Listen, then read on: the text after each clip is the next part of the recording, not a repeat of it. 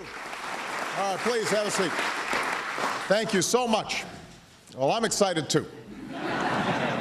Today, with the executive order I am about to sign, we will bring the change that so many scientists and researchers, doctors and innovators, patients and loved ones have hoped for and fought for these past 8 years. We will lift the ban on federal funding for promising embryonic stem cell research.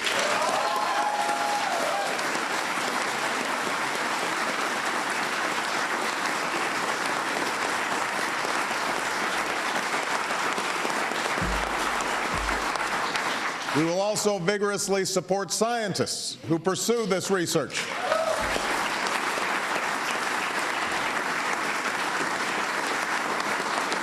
And we will aim for America to lead the world in the discoveries it one day may yield. You know, at this moment, the full promise of stem cell research remains unknown, and it should not be overstated. But scientists believe these tiny cells may have the potential to help us understand and possibly cure some of our most devastating diseases and conditions, to regenerate a severed spinal cord and lift someone from a wheelchair, to spur insulin production and spare a child from a lifetime of needles, to treat Parkinson's, cancer, heart disease, and others that affect millions of Americans and the people who love them. But that potential will not reveal itself on its own. Medical miracles do not happen simply by accident. They result from painstaking and costly research, from years of lonely trial and error, much of which never bears fruit, and from a government willing to support that work. From life-saving vaccines to pioneering cancer treatments to the sequencing of the human genome, that is the story of scientific progress in America. When government fails to make these investments, opportunities are missed. Promising avenues go unexplored. Some of our best scientists leave for other countries that will sponsor their work. And those countries may surge ahead of ours in the advances that transform our lives. In recent years, when it comes to stem cell research, rather than furthering discovery, our government has forced what I believe is a false choice between sound science and moral values. In this case, I believe the two are not inconsistent. As a person of faith, I believe we are called to care for each other and work to ease human suffering. I believe we have been given the capacity and will to pursue this research, and the humanity and conscience to do so responsibly.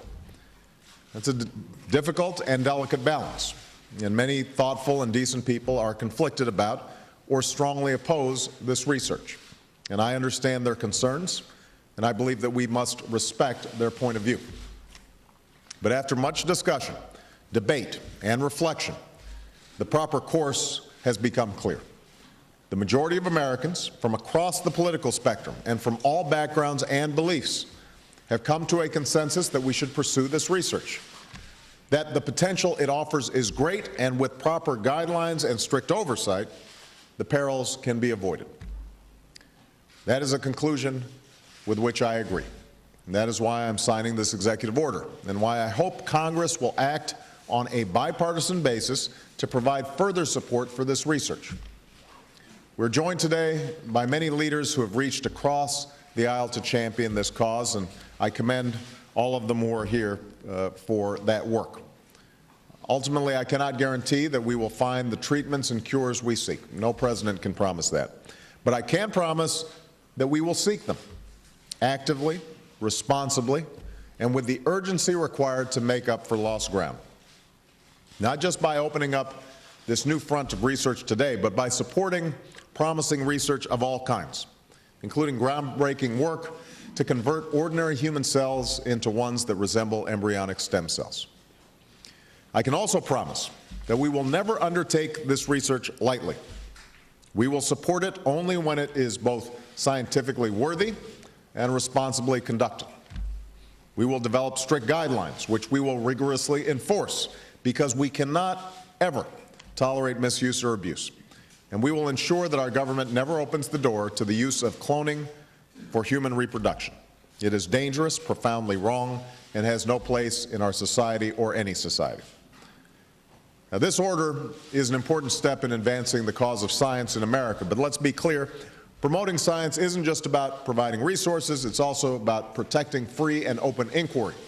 It's about letting scientists like those who are here today do their jobs, free from manipulation or coercion, and listening to what they tell us, even when it's inconvenient, especially when it's inconvenient.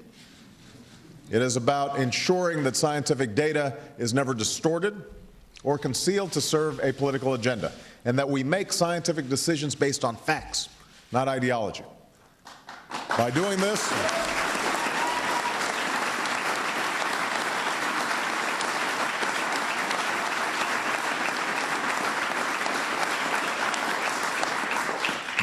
this, we will ensure America's continued global leadership in scientific discoveries and technological breakthroughs. And that is essential not only for our economic prosperity, but for the progress of all humanity. And that's why today I'm also signing a presidential memorandum directing the head of the White House Office of Science and Technology Policy to develop a strategy for restoring scientific integrity to government decision-making, to ensure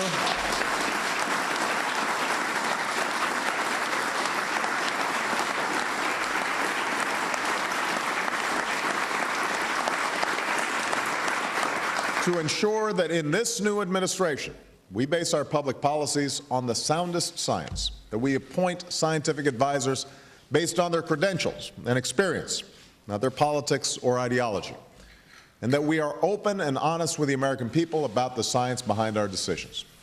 That's how we'll harness the power of science to achieve our goals, to preserve our environment, protect our national security, to create the jobs of the future, and live longer, healthier lives. As we restore our commitment to science and expand funding for promising stem cell research, we owe a debt of gratitude to so many tireless advocates, some of whom were with us today, many of whom were not. Today we honor all those whose names we don't know, who organized and raised awareness and kept on fighting, even when it was too late for them or for the people they love. And we honor those we know, who used their influence to help others and bring attention to this cause. People like Christopher and Dana Reeve, who we wish could be here to see this moment. You know, one of Christopher's friends recalled that he hung a sign on the wall of the exercise room where he did his grueling regimen of physical therapy, and it read, "For everyone who thought I couldn't do it, for everyone who thought I shouldn't do it, for everyone who said it's impossible, see you at the finish line." Christopher once told a reporter who was interviewing him, if you came back here in 10 years, I expect that I'd walk to the door to greet you. Now, Christopher did not get that chance. But if we pursue this research, maybe one day, maybe not in our lifetime or even in our children's lifetime, but maybe one day, others like Christopher Reeves might.